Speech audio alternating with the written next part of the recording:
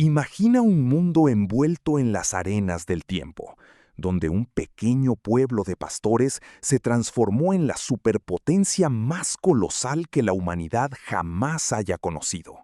Desde las estepas de Asia hasta las costas del Mediterráneo, el nombre de Persia resonaba como un trueno divino. Esta no es solo una crónica de guerras y conquistas, sino el relato épico de hombres que soñaron con unificar el mundo bajo un solo estandarte de justicia y gloria absoluta.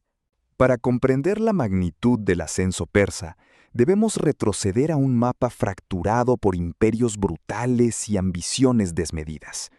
En las tierras altas de la meseta iraní, los medos ejercían un control férreo sobre las tribus locales, exigiendo tributos y lealtad incondicional, mientras los asirios sembraban el terror en Mesopotamia.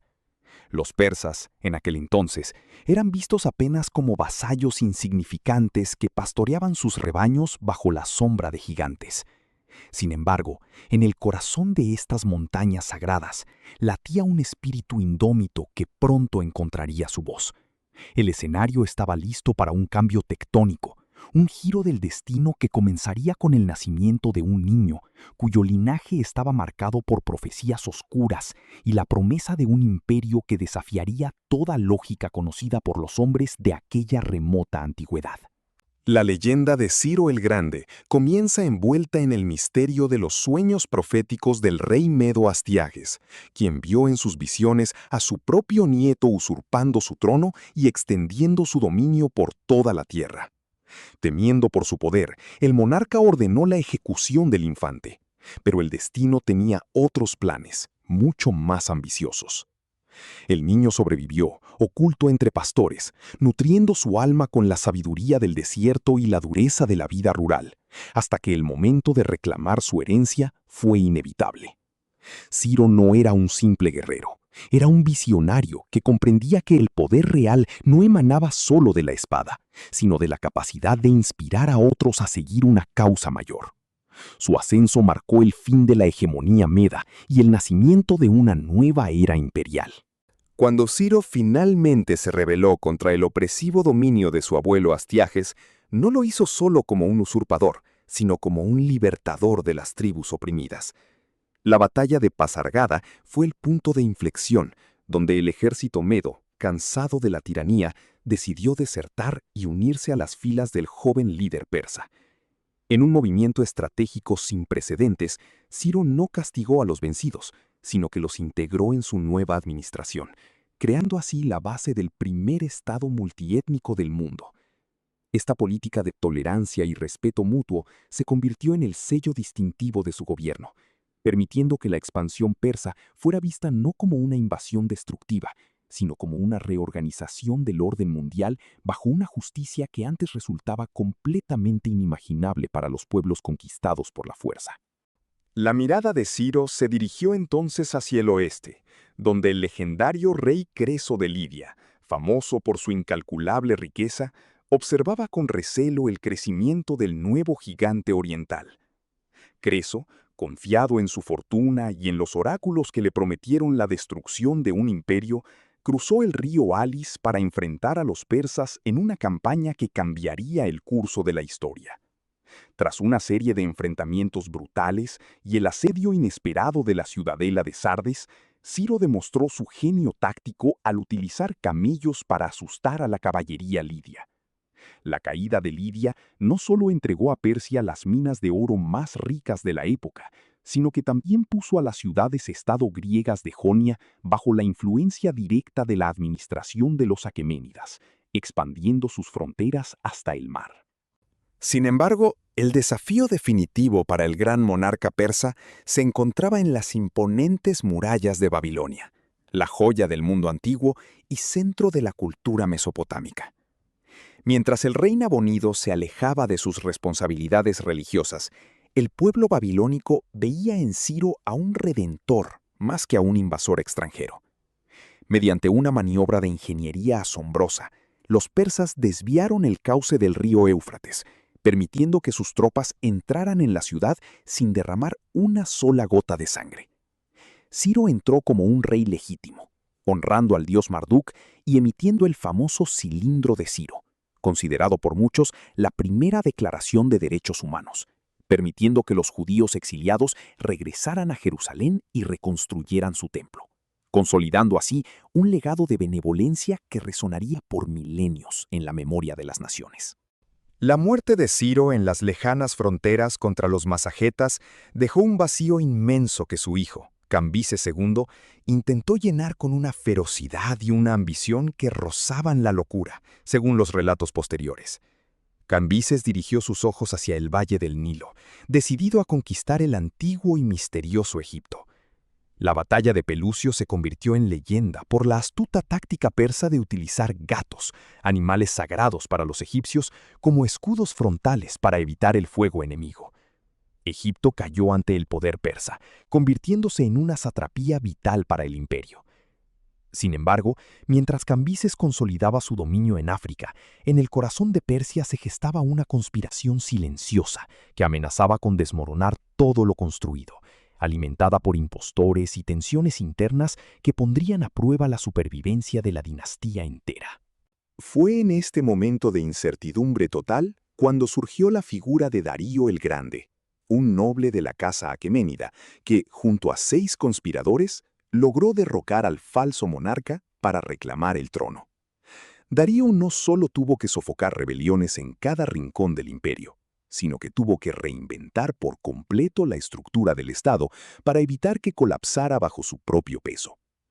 Con una energía inagotable, dividió el vasto territorio en 20 provincias, llamadas satrapías, gobernadas por sátrapas que rendían cuentas directamente al gran rey. Para asegurar la lealtad y la eficiencia, estableció el primer sistema de correos del mundo y la famosa Guardia de los Inmortales, una unidad de élite de 10.000 hombres que nunca disminuía en número, simbolizando la eternidad y la fuerza inquebrantable de la corona persa. La verdadera genialidad de Darío residió en su capacidad para unificar un mosaico de culturas tan dispar bajo una economía estandarizada y eficiente. Introdujo el dárico de oro, una moneda que se convirtió en el estándar del comercio internacional, facilitando transacciones desde la India hasta las orillas del mar Egeo. Pero su obra maestra fue la construcción del Camino Real, una red de comunicaciones que permitía que un mensaje viajara miles de kilómetros en cuestión de pocos días, algo impensable para la tecnología de la época. Al fomentar el comercio y la estabilidad, Darío convirtió a Persia no solo en una potencia militar, sino en un centro de conocimiento, arte y progreso técnico que atraía a los mejores arquitectos, médicos y filósofos de todas las naciones conocidas, elevando el prestigio del imperio a niveles casi divinos. En las faldas de la montaña de la Misericordia, Darío ordenó la construcción de Persépolis, una ciudad palatina diseñada para asombrar a cualquier mortal que cruzara sus puertas de todas las naciones. Columnas de mármol que tocaban el cielo, bajorrelieves que narraban la procesión de súbditos entregando ofrendas, y jardines paradisiacos reflejaban la cosmovisión persa de un cosmos ordenado y armonioso. Allí, el gran rey se sentaba en su trono de oro, rodeado por la magnificencia de un imperio que celebraba la diversidad bajo una sola ley. No se trataba de borrar las identidades locales, sino de integrarlas en un tapiz grandioso donde el zoroastrismo guiaba la moralidad de los gobernantes, buscando siempre el triunfo de la verdad sobre la mentira política y social, en un esfuerzo por mantener el equilibrio del universo. Sin embargo, la inmensa ambición de Persia pronto chocaría con una resistencia inesperada en las fronteras occidentales, donde pequeñas ciudades-estado griegas comenzaban a desafiar la autoridad del gran rey. La revuelta jónica, apoyada secretamente por Atenas, encendió una chispa de conflicto que Darío no podía ignorar sin poner en riesgo la integridad de su soberanía total. Lo que comenzó como un levantamiento regional, pronto escaló hasta convertirse en una confrontación ideológica y militar entre 2 mundos opuestos. El castigo para los atenienses estaba siendo preparado con una precisión quirúrgica, y las flotas persas ya se deslizaban por las aguas del mar Egeo con la firme intención de someter a aquellos que se atrevieron a desafiar al imperio. Pero mientras las sombras de la guerra se alargaban sobre la llanura de Maratón, Un joven príncipe llamado Jerjes observaba desde la distancia, sin saber que su propio destino estaría marcado por el fuego, la sangre y un error que cambiaría el curso de la historia universal para siempre. El estruendo de las olas golpeando los cascos de las naves persas en maratón no era solo el sonido del mar, sino el preludio de un cambio de era total. Darío observó con incredulidad cómo sus fuerzas de élite eran repelidas por los hoplitas atenienses en aquella llanura polvorienta. No era una derrota que pusiera en peligro la existencia del imperio, pero sí era una mancha insoportable en el honor del rey de reyes. Durante años, Darío movilizó todos los recursos de sus satrapías para preparar una expedición de castigo definitiva. Sin embargo, la muerte sorprendió al soberano antes de partir, dejando el peso de la corona y la venganza sobre su hijo Jerjes, quien juró terminar la obra de su padre. Jerjes no era simplemente un sucesor. Era el heredero de una visión expansionista que no aceptaba límites geográficos ni desafíos morales. Al asumir el trono, sofocó rápidamente las rebeliones en Egipto y Babilonia con una mano de hierro que presagiaba la magnitud de sus futuras campañas contra el mundo helénico. Su ambición se materializó en una obra de ingeniería sin precedentes, un puente de barcos que unía Asia y Europa a través del estrecho del Helesponto. Jerjes ordenó azotar las aguas del mar cuando una tormenta destruyó el primer puente, castigando a la naturaleza misma por atreverse a obstaculizar su paso divino hacia la gloria y la conquista de las tierras occidentales de la tierra. El ejército que Jerjes reunió era un tapiz humano compuesto por guerreros provenientes de los rincones más remotos del imperio. Arqueros medos, caballería bactriana y los legendarios inmortales, una guardia de élite de 10.000 hombres cuyo número nunca disminuía, formaban el núcleo de esta fuerza imparable. Mientras esta masa colosal avanzaba por Tracia, la tierra misma parecía temblar bajo su peso, y los ríos se secaban cuando las tropas se detenían a calmar su sed. No era solo un ejército, era una nación en movimiento, diseñada para aplastar la voluntad de las polis griegas. Los griegos, divididos por sus rencillas, se enfrentaban a una tormenta que amenazaba con borrarlos de la historia. El choque inevitable se produjo en el angosto paso de las Termópilas, donde un puñado de espartanos decidió plantar cara a la marea persa. Para Jerjes, aquello era un estorbo insignificante que su inmensa superioridad numérica debía disolver en cuestión de horas. Sin embargo, la geografía neutralizó la ventaja persa, obligando a los soldados del gran rey a luchar donde la disciplina y las pesadas armaduras de los hoplitas eran muros infranqueables. Durante 3 días, la carnicería fue constante y los inmortales fueron enviados a la batalla solo para encontrar la muerte. Fue la traición de Efialtes lo que finalmente permitió a los persas flanquear la posición y obtener una victoria amarga y costosa.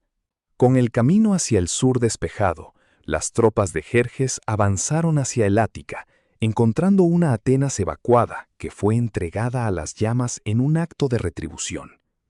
Mientras las columnas de humo ascendían desde la Acrópolis, Jerjes creyó haber alcanzado la victoria definitiva, sin comprender que el verdadero espíritu de Grecia se había refugiado en sus naves. En el estrecho de Salamina, la astucia del general Temístocles atrajo a la flota persa a una trampa mortal en aguas confinadas. Desde su trono, el gran rey observó cómo sus barcos se embestían entre sí, incapaces de maniobrar, mientras los triremes griegos destrozaban el corazón de su armada imperial, cambiando el rumbo de la guerra. La derrota en Salamina rompió la confianza de Jerjes, quien temía quedar atrapado en Europa si los griegos destruían su puente sobre el Helesponto. Decidió retirarse a Asia, dejando a su general Mardonio al mando de un ejército considerable para terminar la conquista de la península.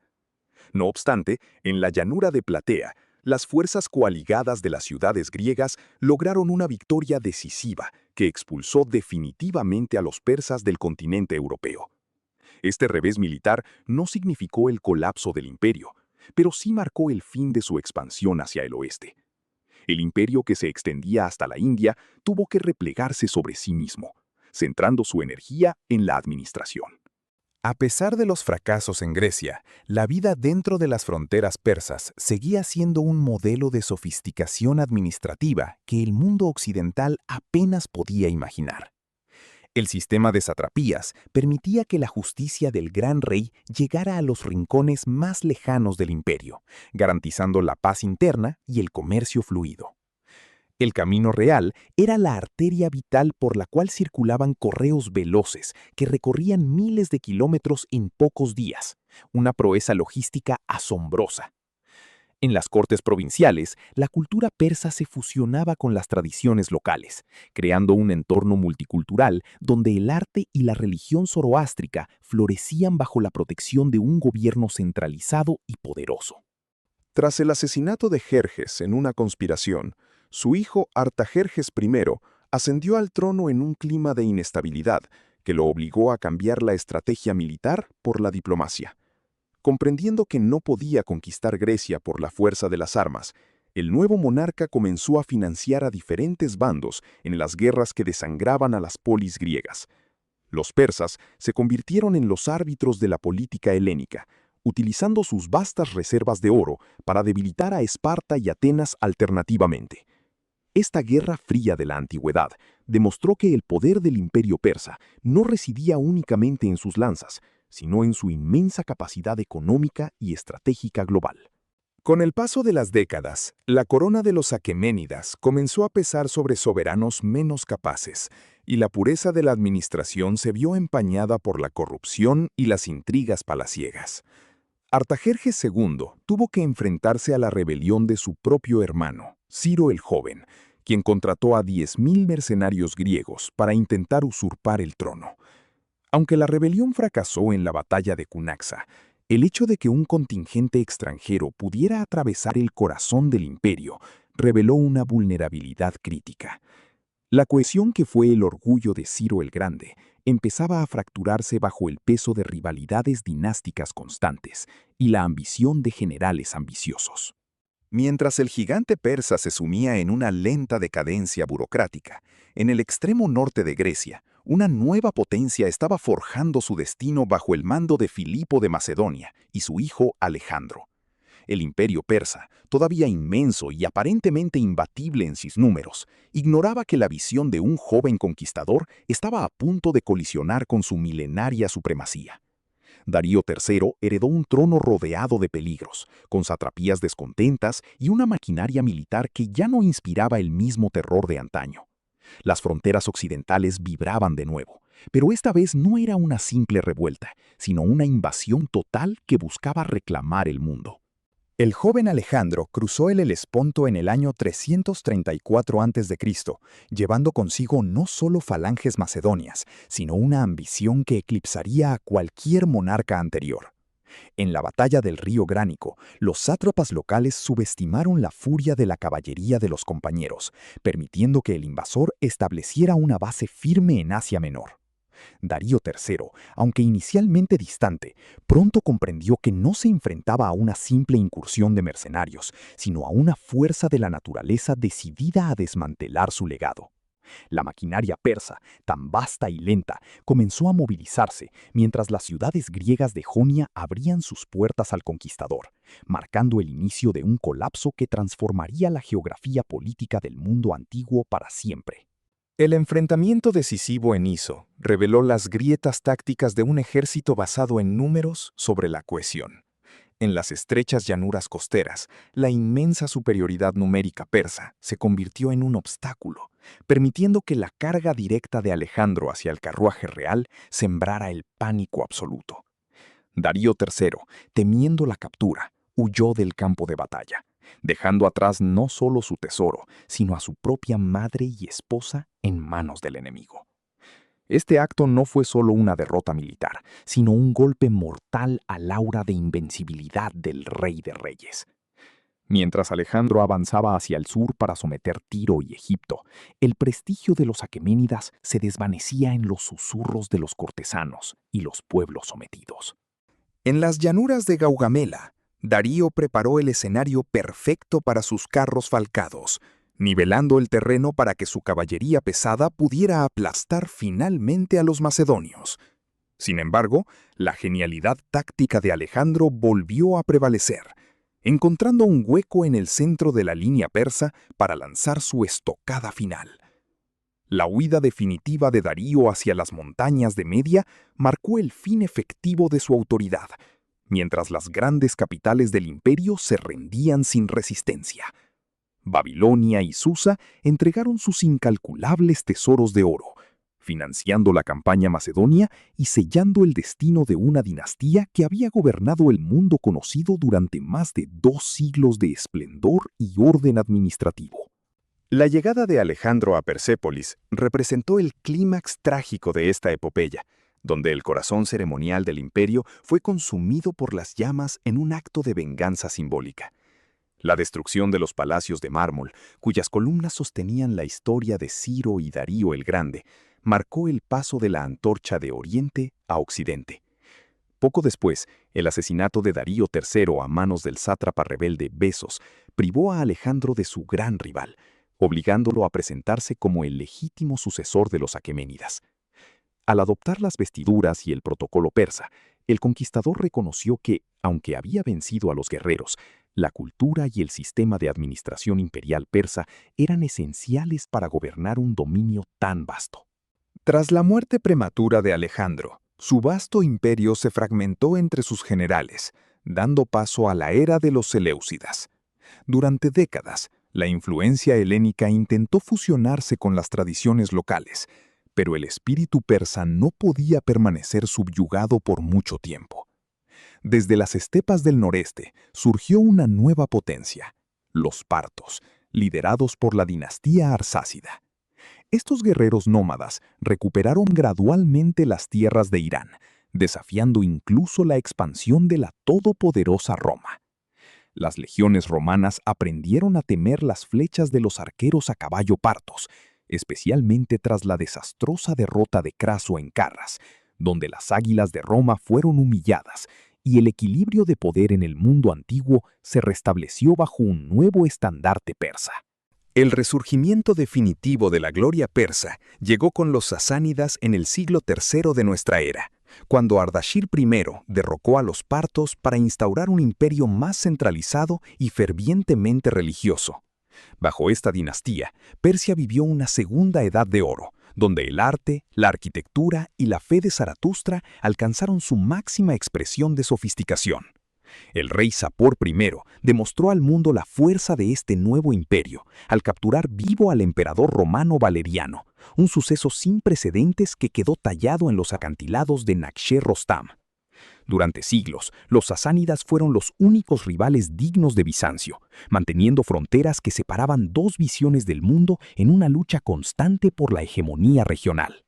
El agotamiento provocado por las guerras interminables con el Imperio bizantino dejó a la Persia sasánida vulnerable ante un nuevo peligro que emergía de los desiertos de Arabia. A mediados del siglo VII, las fuerzas del califato islámico chocaron contra el cansado ejército persa en batallas fatales como las de Al-Qadisiyya y Nijaband. El último soberano sasánida, Yazdegerd III, vagó por su propio reino buscando aliados hasta encontrar la muerte, marcando el fin político de la Persia antigua. Sin embargo, este no fue el final de su historia, pues la sofisticada estructura administrativa, el derecho, el arte y la filosofía persas fueron absorbidos por los nuevos gobernantes árabes, convirtiéndose en los cimientos culturales de la brillante edad de oro del Islam.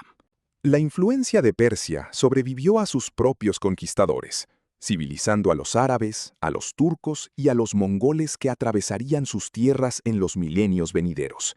El concepto de la realeza divina, el diseño de jardines paradisíacos y la rica tradición literaria de poetas como Ferdowsi mantuvieron viva la llama de una identidad que se negaba a desaparecer. Persia no fue solo un territorio, sino un ideal de orden, belleza y sabiduría que desafió al tiempo mismo, influyendo profundamente en el desarrollo de la civilización humana. Desde la antigua Susa hasta la moderna Teherán, el eco de los aqueménidas resuena en cada piedra y en cada verso. recordando al mundo que los imperios caen, pero la cultura permanece eterna. En conclusión, la historia de Persia es el relato épico de un pueblo que aprendió a dominar la inmensidad del espacio y la complejidad de la diversidad humana. Desde Ciro el Grande, quien estableció los primeros derechos fundamentales, hasta los últimos reyes sasánidas que defendieron su honor frente a fuerzas imparables, el legado persa sigue siendo un pilar fundamental de nuestra historia universal. Este imperio no solo desafió al mundo entero con sus lanzas y escudos, sino que lo conquistó mediante su intelecto, su organización y su inquebrantable voluntad de trascendencia. Al cerrar este capítulo sobre la historia persa, entendemos que su verdadera grandeza no residía en sus fronteras geográficas, sino en el espíritu eterno de una civilización que siempre supo cómo renacer de sus cenizas.